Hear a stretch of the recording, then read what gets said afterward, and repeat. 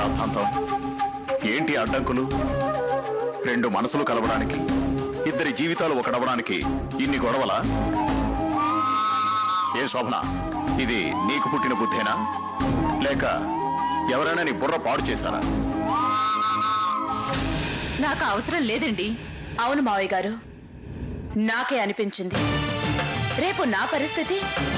నీ పరిస్థితికేం పర్వాలేదమ్మా. మేం గెంటేసిన జీవితాంతం తిన్నా తరగిన ఆస్తిని పుట్టింటి వాళ్ళకుంది. అందుకోసం నా ఆస్తిని పంచాల్సిన అవసరం లేదు. అలాగని ఈ నిశ్చితార్థం ఆపాల్సిన కర్మ లేదు. నా పెద్దరికాన్ని నిలబెట్టేవాళ్ళు, నా మాటకి విలువిచ్చేవాళ్ళు ఇక్కడుండండి.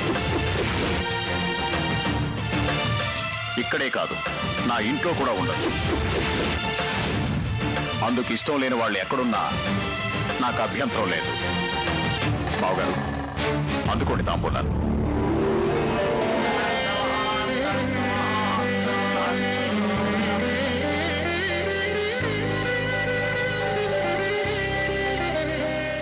కావాలనే రాధిక పెళ్లి చెడగొట్టాలని చూస్తున్నాను. ఎందుకు? రాధిక నీకేం అన్యాయం చేసింది? రాధిక ఏం చేయలేదండి. మీరు మీరు మీరు అన్యాయం చేశారు. నేనేం చేశాను? ఏం చేశారో మీకు తెలీదా? నేను సత్య కాపురం ఎందుకు చెడగొట్టాలనుకున్నానో మీకు తెలీదా? అందుకే రాధిక పెళ్లి కూడా చెడగొట్టాలనుకుంటున్నాను. వారసుడి కోసమా? అవును, అందుకోసమే. కేవలం పిల్లల కోసమే. నాకేం తక్కువండి? అందం తక్కువ, ఆస్తి తక్కువ, లేక ఆశలు తక్కువ? మీరు తప్ప అన్నీ ఎక్కువే. ఈ రాధికకి అన్నీ నాకన్నా తక్కువే. కానీ దానికో పిల్లాడు పుట్టేస్తే అప్పుడు అదే ఎక్కువైపోదా? పెద్ద కోడలుగా నాకు ముందుగా పుట్టాల్సిన వారసుడు దానికి పుట్టేస్తే నాకు చిన్నతనం కాదా? అందుకే రాధిక పెళ్లి ఆపాలనుకున్నాను. కానీ జరిగిపోయింది. రేపు పెళ్ళవుతుంది, ఎల్లుండి కాపురానికి వస్తుంది, ఏడాది తిరిగేసరికి తల్లి అవుతుంది. ఇవన్నీ నేను భరించలేను. అందుకే ఈ ఇంట్లో ఇక ఒక్క క్షణం కూడా ఉండలేను. మీకు నేను కావాలి అనుకుంటే మీరు కూడా నాతో రండి. అంతేగాని ఇక నేను మాత్రం ఉండను. సరే, నీ ఇష్టం శోభన. తొందరపడకమ్మా. రాధిక పెళ్లి వల్ల నీకొచ్చే నష్టం ఏమీ లేదు. నీకు జరగాల్సిన నష్టం ఎప్పుడో జరిగిపోయింది. దానికి కారణం విధి కాని ఎవరో కారు. ఓ ఆడదానిగా నీ బాధ నేను అర్థం చేసుకోగలను. ఈ సంగతి ఈయనకి తెలియడం లేదండి. నా బాధ ఆయనకు అర్థం కావట్లేదు. నేను ఇక్కడ ఉండలేను.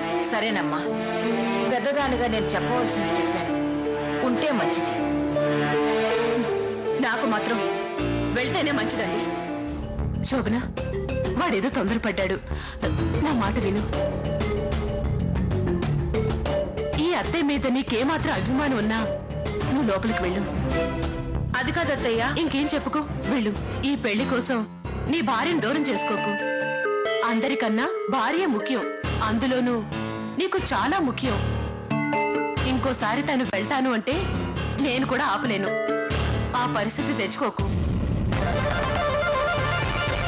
ఏదేదో చేద్దాం అనుకున్నాను, కానీ ఏమీ చెయ్యలేకపోతున్నాను.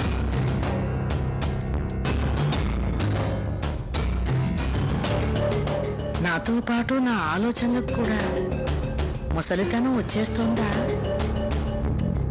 లేక నా ఆలోచనలకి శక్తి తగ్గిపోయిందా?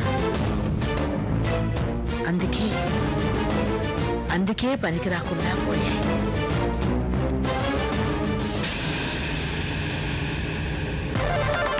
ఏది ఏమైనా